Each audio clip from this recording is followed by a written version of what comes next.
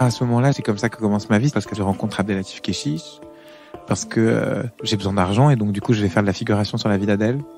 Et puis finalement Abdelatif me voit et puis il me dit tu es vraiment cinégénique, est-ce que tu veux tourner juste une scène? On fait une scène, finalement on tourne pendant 3 jours. Et puis Abdelatif me conseille les cours Florent. Et donc je vais dans une ville, Paris, qui peut accueillir mes rêves. Une ville où je vais pouvoir devenir autre chose, quelqu'un d'autre, et où je vais pouvoir rêver à nouveau, quoi.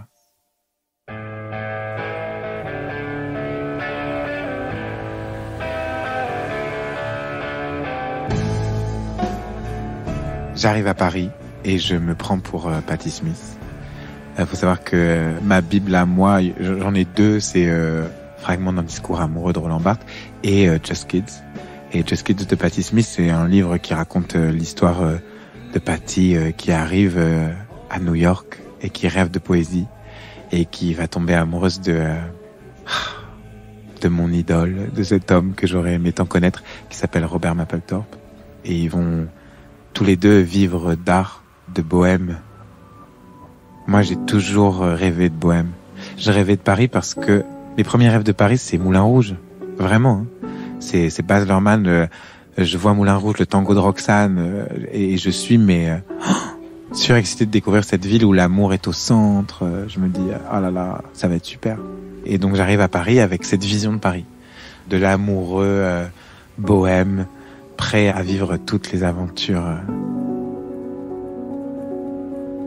Au final, c'est exactement comme je l'imaginais. Moi, j'ai été fou amoureux ici, et je suis fou amoureux de cette ville. Elle est rebelle, elle est flamboyante, et en même temps, elle est difficile, elle est sale. Mais j'ai vraiment une relation... c'est comme, je crois, un peu ma plus grande maîtresse. C'est une ville que j'aime énormément. En fait, j'ai fait que tomber amoureux ici, j'ai rien fait d'autre. Tout mon travail, j'ai fait que tomber amoureux de personnalités. J'ai fait des rencontres à Paris que de personnes qui sont animées, qui ont des choses à dire. Et j'ai découvert les nuits parisiennes aussi. J'ai vraiment découvert la beauté de la nuit parisienne et de l'ivresse.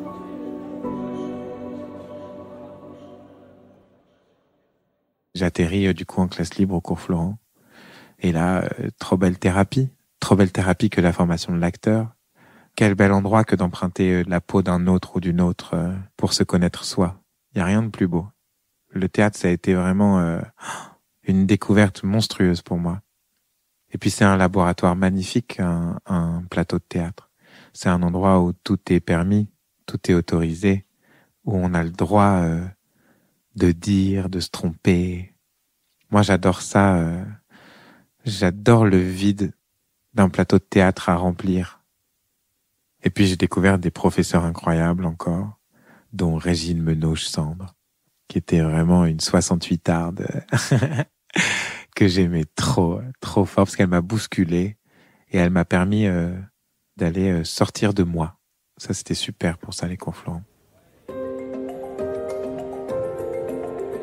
Pendant mes années au cours Florent, j'ai la chance très vite de travailler en dehors de l'école et de retourner aussi à la danse parfois. Et donc, je fais du pole dance pour un réalisateur underground qui s'appelle Bruce LaBrousse, qui est un réalisateur queer. Et à ce moment-là, un soir, Béatrice Dalle vient à la soirée, elle me voit performer, puis elle vient vers moi et puis elle me dit tu sais que t'es magnifique? Et puis je lui dis merci, c'est gentil de ça. Puis elle me dit mais tu sais pourquoi? Puis je lui dis non. Puis elle me dit parce que t'es mon fils. Et je lui dis elle me dit oui, on a les mêmes dents de cheval. Et ce jour-là, c'est devenu mon ami. Voilà. Je suis tombé amoureux de Béa et avant ça, en fait, pendant le cours Florent, je suis repéré dans la rue. Je marche au canal Saint-Martin et j'entends un homme avec un accent qui me dit vous êtes danseur? Et je me retourne et puis je dis ah non, je l'étais. Et puis il me dit ah non, mais quand on est danseur, on l'est toute sa vie. Et je trouve qu'il me défie un peu. Et du coup, je lui dis oui, peut-être que vous avez raison, je sais pas.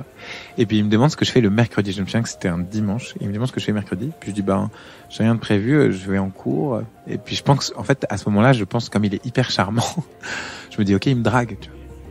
Et en fait, pas du tout. Il s'agit de Romeo Castellucci. Et il me dit viens auditionner à l'Opéra Bastille, l'Opéra National, pour mon spectacle Moses und Aaron de Schoenberg, qui est un opéra.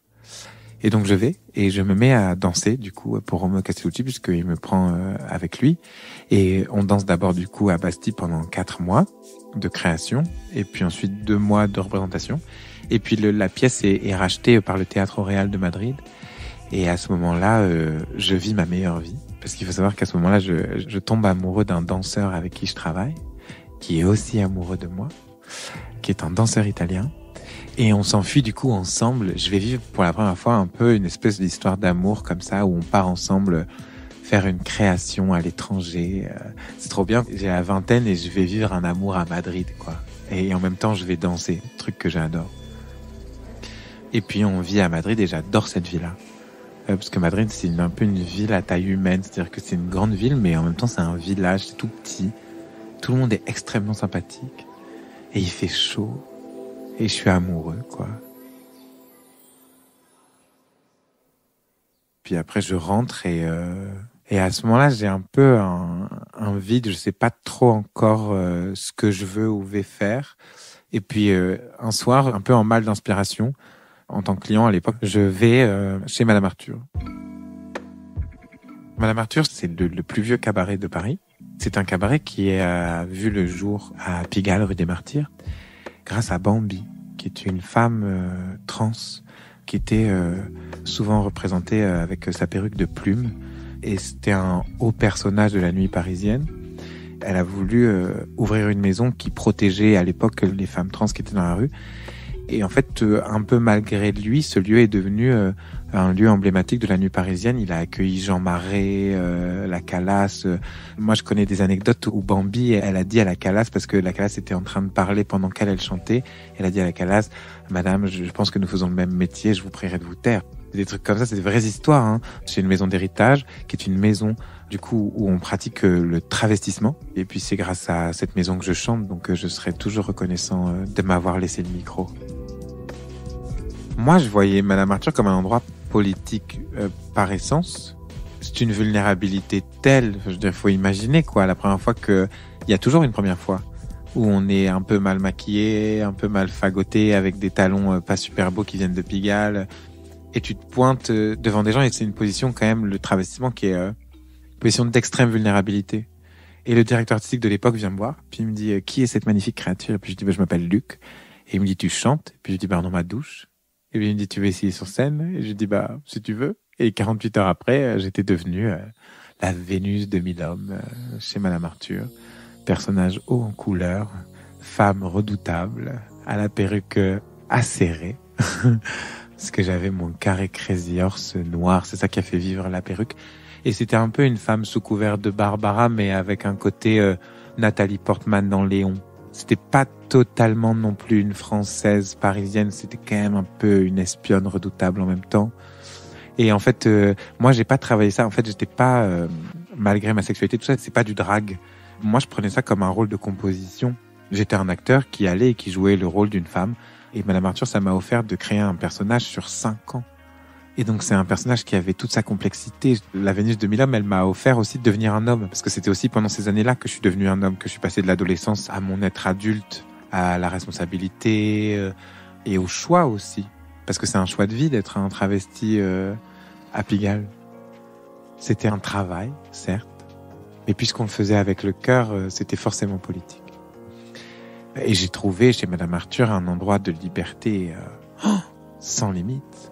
Puisqu'à l'époque, il faut bien se rappeler que c'est un endroit vraiment marginal et que du coup, tout y est autorisé. Et donc, on peut aller jusqu'aux limites du spectacle. On peut vraiment se poser des questions en musique. Et moi, à ce moment-là, pour moi, c'est un laboratoire incroyable parce que j'ai jamais chanté de ma vie. Et que la première fois que je chante, c'est devant le public de Madame Arthur et je chante À mourir pour mourir de Barbara. Et j'ai jamais eu la prétention de chanter de ce moment-là. Du coup, je sais même pas du tout ce que ça va donner. Moi, je prends plus ça comme un numéro de comédien. Et en réalité, j'adore ce qui se passe, quoi. Et ça va devenir ma maison pendant 5 ans. De mes 22 à mes 27 ans, ouais. Folle maison.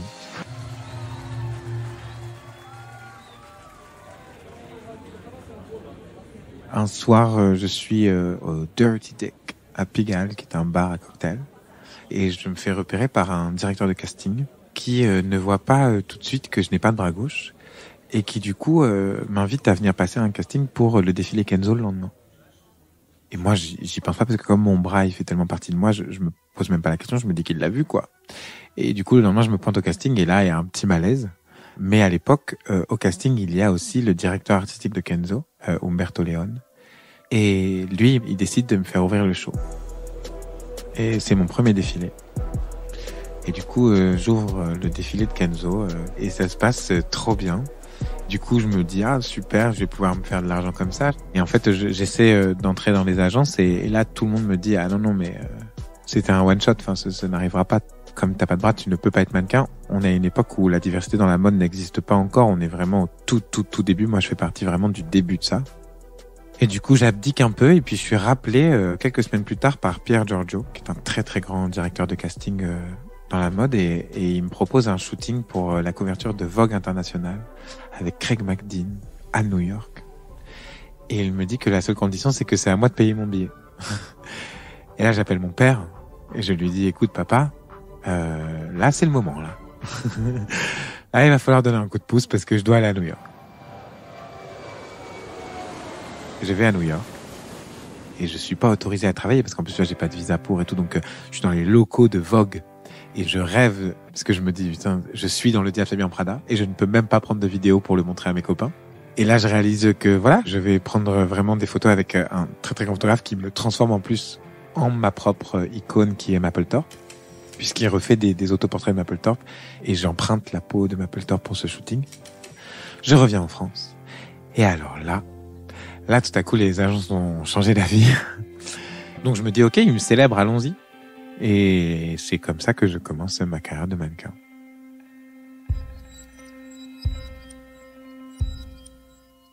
Bien là, oui, je deviens de plus en plus connu en tant que mannequin et puis je rencontre une personne qui va être très importante pour moi, qui s'appelle Raya Martini, qui va vite devenir ma meilleure amie.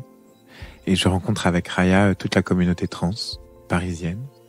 Et je ressens tellement de compassion à ce moment-là parce que je fais face à une communauté qui vit le regard des autres dans la rue comme je l'ai vécu pendant hyper longtemps. Et du coup, on se comprend, quoi. Et je suis à un moment où c'est hyper important de vivre ça. Et on essaie de faire avancer les mentalités. Et je suis assez fier de moi à ce moment-là. Je suis dans un moment assez joyeux de mon existence, faut le dire. Ouais.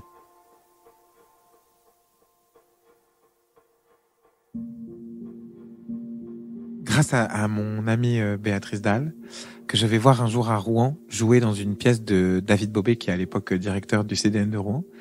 Je vais voir une pièce qui s'appelle Zéro, qui est une pièce où elle déclame des textes avec Virginie Despentes, de Pasolini, si je dis pas de conneries. Et elle me présente à David Bobet, et on va manger tous ensemble après la pièce. Et en fait, elle appelle David patron. Et je trouve ça hyper mignon. Et du coup, je lui dis, je trouve ça super mignon de ça. Et en fait, en sortant du dîner, David me dit, t'en fais pas, un jour, tu m'appelleras patron aussi. Et il sait pas à l'époque que je fais du théâtre, que je suis comédien, il sait rien du tout. Et il m'appelle 2 mois plus tard, et il me dit, bon ben voilà, tu vas pouvoir m'appeler patron, je t'ai écrit une partition dans Elephant Man, la pièce, et j'aimerais que tu sois du coup le reflet d'Elephant Man et donc de Joey Starr. Et donc, on commence le travail d'Elephant Man, qui va être une pièce dans laquelle on va jouer pendant 2 ans, dans la tournée où elle va être stoppée par le Covid, où je joue du coup Jack l'Éventreur, une version de Jack l'Éventreur qui est une version très maniérée, très sophistiquée, d'un Jack l'Éventreur dandy et beau, puisque ce qu'on veut figurer dans la pièce, c'est que Elephant Man est pointé du doigt comme un monstre, puisqu'il est un monstre physique, alors qu'il est empreint d'une bien plus grande humanité finalement que Jack l'Éventreur, qui est un homme éduqué et très joli à regarder. Et donc ils vont se confronter les deux. Et là je suis au contact de Didier, donc Joey Starr, et puis Béatrice. Et c'est des moments vraiment géniaux.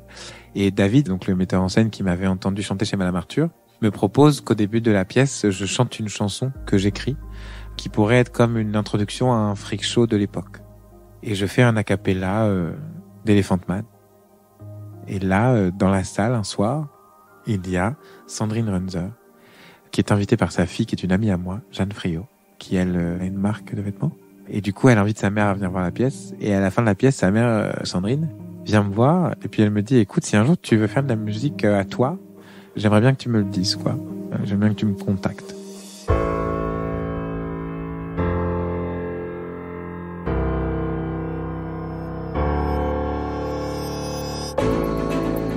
Merci d'avoir écouté ce 2e épisode de la saison de Destin, consacré à Lucky Love.